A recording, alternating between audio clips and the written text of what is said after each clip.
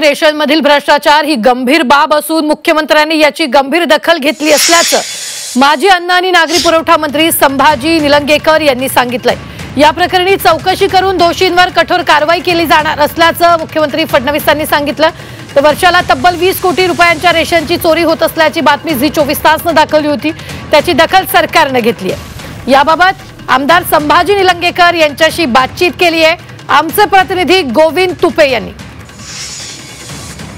अन्न नागरी पुरवठा खात्याचे माजी मंत्री आणि आमदार संभाजी निलंगेकर पाटील आपल्यासोबत आहेत।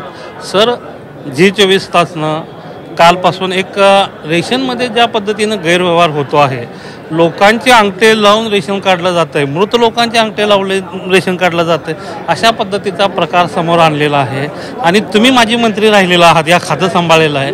पण हे गैरव्यवहार होऊ नये म्हणून पॉस मशीनसारख्या वेगवेगळ्या यंत्रणा आणल्या तरीसुद्धा या यंत्रणेला छेद दिला जातो।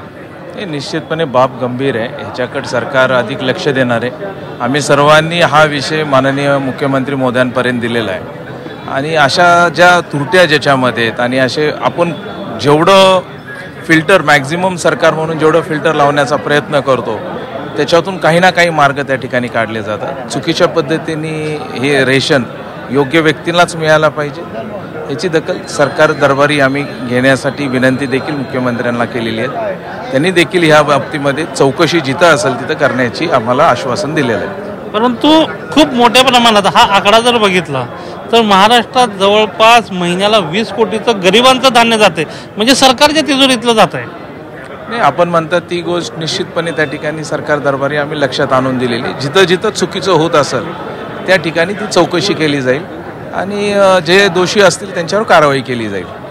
नक्कीच सर, जिथं जिथं या ठिकाणी अशा पद्धतीच्या घटना घडत आहेत त्या चुकीच्या आहेत आणि या संदर्भात आम्ही मुख्यमंत्र्यांच्या कानावर घातला असल्याचंही आमदार महोदय सांगताना दिसत आहेत। गोविंद तुपे, झी 24 तास, मुंबई।